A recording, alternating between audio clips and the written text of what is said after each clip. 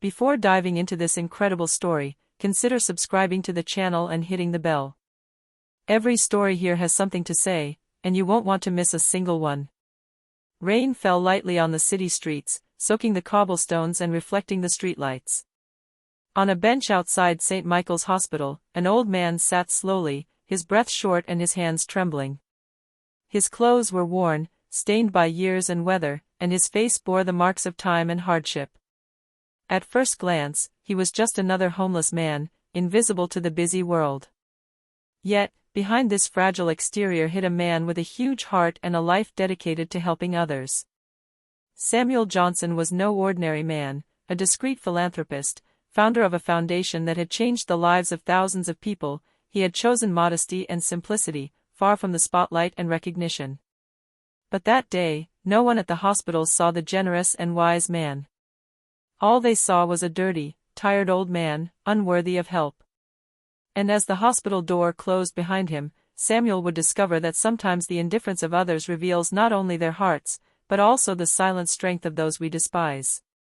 The cold November wind blew through the city streets, making Samuel Johnson shiver through his threadbare old coat. His steps were slow, hesitant, and each breath cost him effort. St. Michael's Hospital loomed before him, imposing and modern, with its facades of glass and polished marble. For him, every step was a challenge. Inside, the lobby shone with an almost intimidating brightness. The hospital staff, busy with their routines, didn't even look up when Samuel walked through the door. His worn shoes made a dull thud on the smooth floor, and his stained clothes drew discreet, contemptuous glances. He approached the reception desk, leaning on his cane for support. "Hello. I don't feel well," Samuel murmured, his voice trembling but imbued with dignity. Mrs. Carter, the receptionist, looked at him with a mixture of surprise and disapproval. "Sir, you can't stay here like this. You need to clean yourself up and change your clothes first," she said coldly. Her tone left no room for argument. Samuel tried to explain his symptoms: chest pain, dizziness, general weakness. But every word seemed to be lost in the din of the lobby. A nurse passing by the counter shrugged and whispered to a colleague, another homeless person. He felt his heart clench, but showed no anger. He knew his dignity did not depend on the judgments of others. Yet, being rejected when he had given so much to society hurt in a way he had never felt before. Michael Thompson, a young intern at the hospital, watched the scene from an open door. He felt a mixture of outrage and shame. How could a man in distress be treated like this? But he knew the hospital had strict rules, and taking action could cost him dearly. Yet he couldn't look away. Outside, the rain was beginning to fall harder. Samuel, unable to stay in the hall, was forced to go outside. Every cold drop seemed to soak into his bones, but he walked slowly to a bench, clutching his old bag. The world judged him by his dirty clothes, completely ignoring the man behind his exterior. And it was there, in the pouring rain, that Samuel Johnson would show that true strength and dignity never lie in appearance, but in the heart and soul of a man. Samuel Johnson sat slowly on a damp bench outside the hospital, the rain hammering against his old coat. His hands trembled, not only from cold, but from frustration and pain. He had thought the hospital would be a refuge, a place where his suffering would be taken seriously. But no sooner had he walked through the door than his humanity was ignored. Inside, Mrs. Carter, the receptionist, and Nurse Linda Hayes were whispering to each other and looking at him askance. "You know what I mean," murmured Mrs. Carter. "He's covered in dirt, we can't let him in like that." Samuel, though weakened, tried to remain calm. I'm in pain, I can't breathe properly, please, help me," he begged, his voice trembling but full of dignity. But no compassion came. Nurse Hayes shrugged and replied coldly, "Come back when you're clean, sir. We can't admit someone in that condition." Samuel felt a deep pang in his heart. He had dedicated his life to helping strangers, the poor, the homeless, and now he was being treated like less than nothing for a few stains on his clothes. His piercing gray eyes, filled with wisdom and patience, met those of the employees. None of them seemed to see the man he truly was. Outside, passers-by looked at him indifferently, some murmuring sarcastic comments. Samuel stood up, clutching his worn bag, and walked slowly to a sheltered corner. Each raindrop on his face seemed a small humiliation, but he didn't lower his head.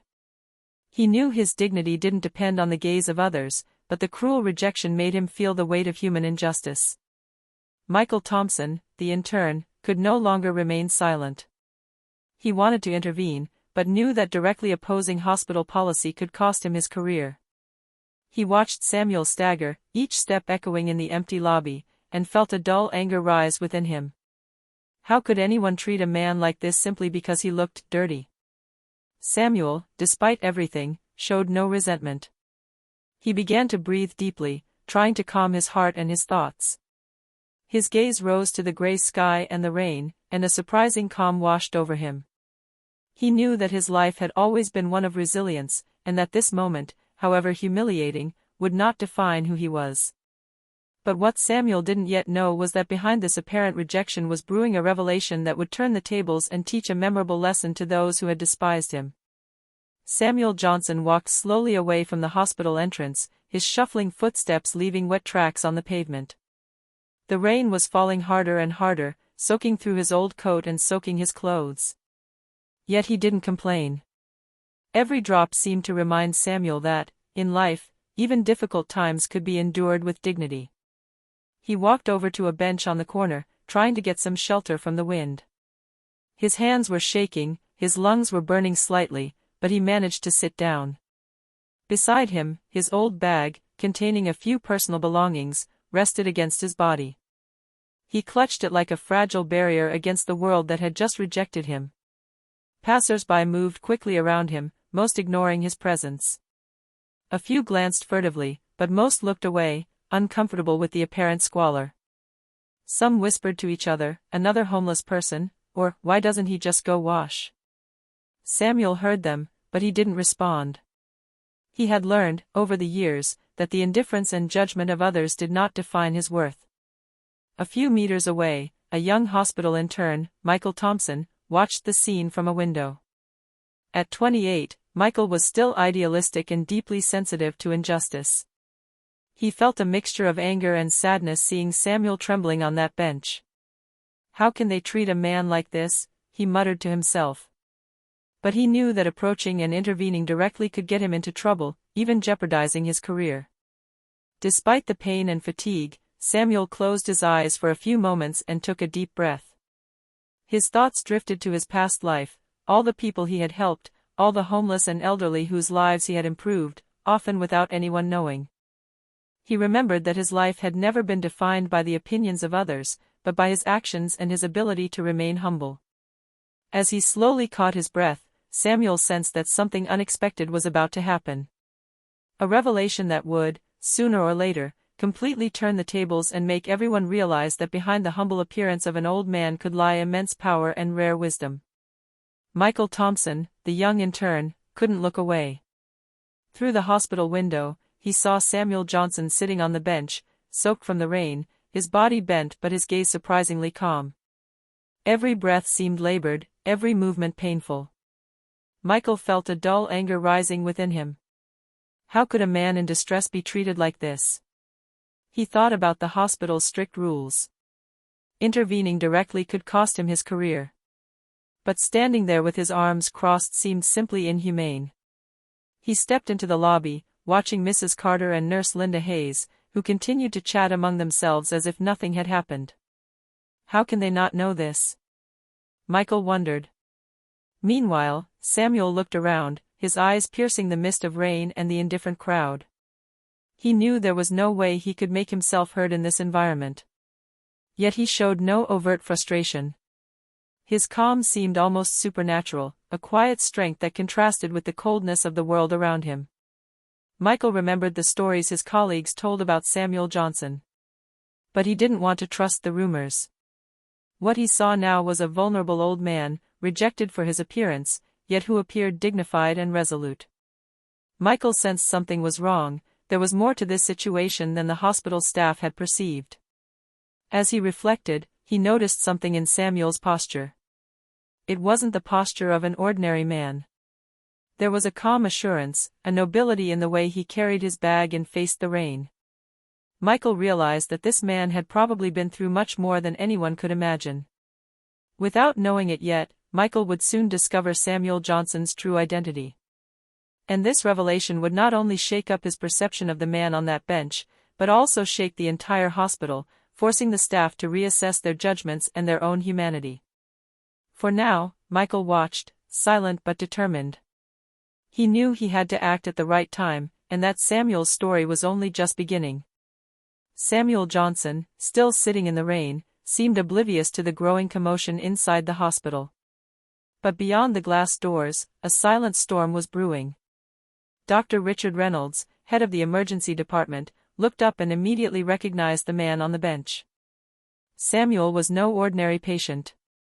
He was the quiet founder of the Johnson Foundation, a charity that had changed the lives of thousands of elderly, homeless, and destitute people across the country.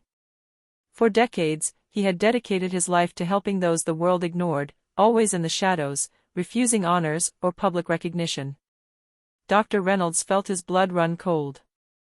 How could the hospital staff have treated this man with such contempt?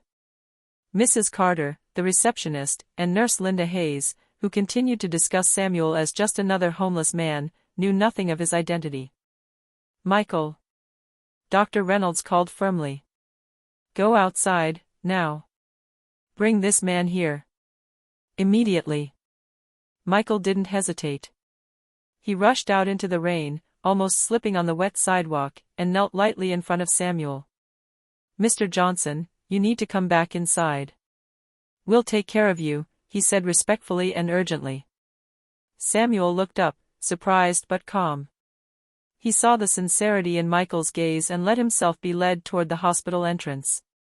Each step echoed like a stark contrast between the rejection he had just experienced and the sudden respect that now surrounded him. Inside, Dr. Reynolds stood tall, his voice full of authority. "Mrs. Carter, Nurse Hayes. I think you underestimated this man." He said his name, Samuel Johnson, and the words hit like a bomb. Mrs. Carter and Nurse Hayes stopped dead in their tracks. "Johnson?" Mrs. Carter stammered incredulously. "The man, philanthropist?" "Exactly," Dr. Reynolds replied. "And you just left him out in the rain, judging him solely on his appearance." Shame was evident on their faces. They understood, finally, that their hasty judgment had been not only unfair, but deeply humiliating to a man who had dedicated his life to helping others. Samuel, his dignity intact, showed no anger. He sat calmly in a wheelchair Michael had brought him and said softly, "Life is full of lessons, Dr. Reynolds. Even for those who are quick to judge." At that moment, the hospital staff realized that the outside world, with all its indifference and prejudice, had no idea of a man's true worth. Samuel Johnson had just reminded everyone that the dignity and greatness of a human being are never measured by his appearance. The lobby of St. Michael's Hospital was plunged into a heavy silence. Mrs. Carter and Nurse Linda Hayes stood frozen, unable to speak. The rain had stopped, but the storm in their hearts was far more intense. Every moment of contempt they had shown Samuel Johnson came back to them like a whiplash. Dr. Reynolds stepped forward authoritatively. "Samuel Johnson deserves not only immediate treatment, but also the respect every patient should receive, regardless of their appearance." He gestured for Michael Thompson to push the wheelchair toward the elevators. Michael helped Samuel slowly up the steps. "Don't worry, Mr. Johnson. We'll make sure you're in good hands," he said, with a sincerity that made Samuel's gray eyes shine. Inside, the staff began to understand the magnitude of their mistake. The doctors and nurses present, witnessing the scene, bowed their heads in shame. Michael's initial outrage had transformed into a sense of duty. He could not let this injustice pass without action. Samuel was taken to a private room. Dr. Reynolds ordered a complete examination, while Michael and a few nurses ensured that every care was provided with the utmost professionalism. His chest pains were treated immediately, and further testing revealed a weakened but stable condition. Despite everything, Samuel remained humble and calm. "I don't need anything extraordinary," he said gently to Michael, "just a little understanding and care." That's all we ask for those who are suffering around us." Mrs. Carter, still shaken by the revelation, dared to approach timidly. "Mr. Johnson. We're sorry. We didn't know." Samuel raised a hand to calm the situation. "The real lesson isn't for me, but for you. Never judge someone by their appearance. That's how the world becomes a better place." That day, the hospital staff realized that a patient's dignity is not determined by their clothing, wealth, or social status. Samuel had transformed a humiliation into a lesson in humanity and compassion, and Michael Thompson knew that this experience would remain etched in his memory forever. Samuel Johnson settled into the private room Dr. Reynolds had ordered. The room, bright and clean, contrasted with the cold and rain he had just walked through. A sweet scent of disinfectant hung in the air, but to Samuel, this scent signified safety and humanity above all else. Michael Thompson remained by his side, ensuring that Samuel's every need was quickly met. The nurses, initially embarrassed and hesitant, tentatively approached, offering warm blankets and drinks. Samuel greeted them with a peaceful smile, recognizing the gesture and the sincerity behind their trembling hands. Medical tests revealed that Samuel needed rest, treatment for his chest pain, and constant monitoring. Dr. Reynolds ordered strict monitoring and called in a nutritionist to ensure Samuel regained his strength. Michael, impressed by Samuel's calm and patience, mentally noted every detail of this experience. He knew it would be a valuable lesson for the entire hospital staff. During his recovery, Samuel shared fragments of his life with Michael. He spoke about the Johnson Foundation, his work with the homeless and the elderly, and his choice to remain humble and shun the spotlight. Michael listened, fascinated by the humility and wisdom of this man, who had dedicated his life to improving the lives of others. Despite the fatigue and pain, Samuel kept his dignity intact. He sought neither revenge nor recognition. "Every trial," he told Michael one evening, "is an opportunity to remind others that humanity must prevail over judgment." The staff, inspired by his attitude, began to become aware of their own prejudices. Mrs. Carter and Nurse Hayes, deeply moved, apologized sincerely and made commitments to no longer judge any patient based on appearance alone. Samuel gently reassured them that he was not there to punish, but to teach. As the days passed, Samuel gradually regained his strength. Michael saw a change. The trembling, rejected old man at the hospital entrance was now surrounded by respect and attention. And yet, despite this improvement, Samuel remained the same humble and discreet man, aware that his true mission lay not in recognition but in continuing his work for those in need. Within days of his admission, Samuel Johnson's story began circulating throughout St. Michael's Hospital. Staff members who had ignored or judged Samuel were confronted with the reality of their prejudices. Doctors, nurses, and receptionists realized they had failed in their fundamental duty, to treat every patient with dignity and respect.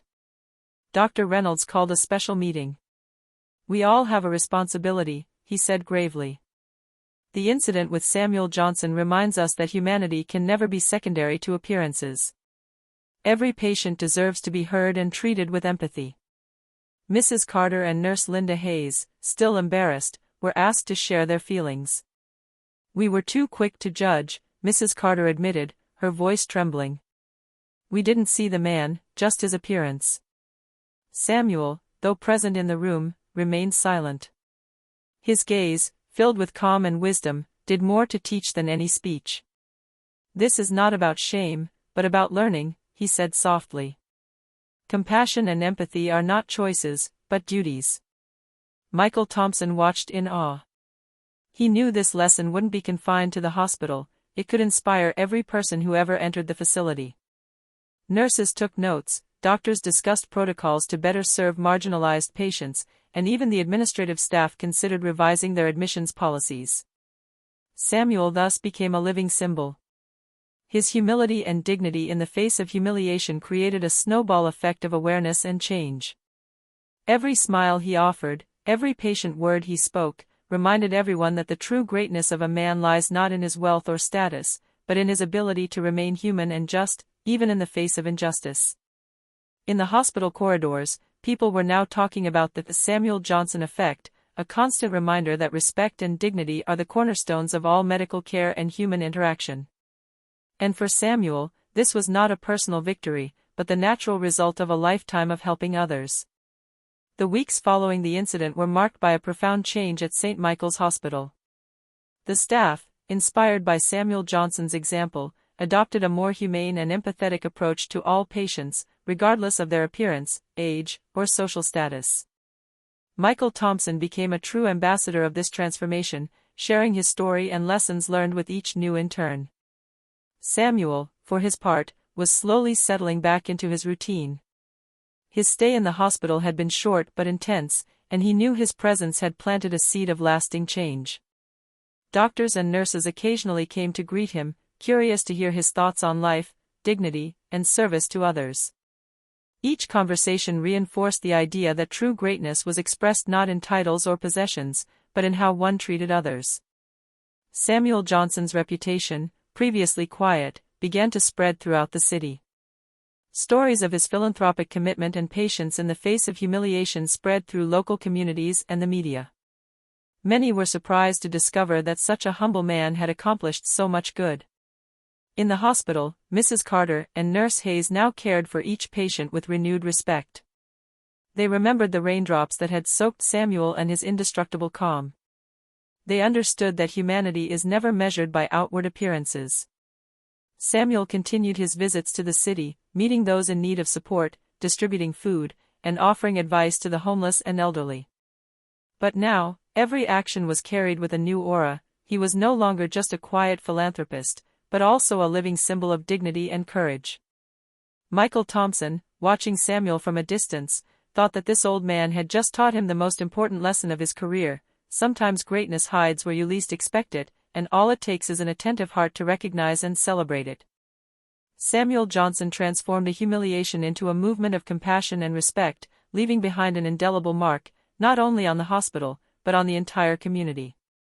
The day Samuel Johnson left St. Michael's Hospital, the sun was finally breaking through the clouds, a metaphor for the clarity and change he had brought. Passers-by occasionally stopped to gaze at him, some intrigued by the quiet, dignified aura of a man who seemed to walk effortlessly despite his advanced age. At the hospital, Michael Thompson escorted him to the exit. "You know, Mr. Johnson, you've made a difference here," he said sincerely. Samuel smiled at him gently, his eyes filled with calm and kindness. "The real lesson isn't for me, Michael. It's for all those who have learned to look beyond appearances." Mrs. Carter and Nurse Hayes stood by the door, visibly moved. They knew they had been confronted with their own blindness and prejudice. "Thank you, for everything," murmured Mrs. Carter. Samuel nodded, without bitterness, and continued on his way. Samuel's story spread like a wave of kindness throughout the city. Local media began to chronicle his courage in the face of indifference and humiliation, but Samuel refused to seek excessive publicity. For him, the real goal was to remind people that dignity and respect for others are values that transcend clothing, appearance, and social status. Samuel returned to his daily life, visiting families in need, distributing food to the homeless, and counseling isolated elderly people. But now, every action he took was amplified by the impact he had had on the hospital. Staff, patients, and even visitors knew his name and respected his wisdom. As he walked the sun-drenched streets, Samuel Johnson knew his mission was not over. Every life touched by his patience and dignity was a silent victory. And in the hearts of those who had witnessed his quiet strength, he would forever remain a symbol of courage, humility, and humanity. That day, Samuel returned to the world with the certainty that sometimes, just one person can transform indifference into respect and humiliation into a life lesson.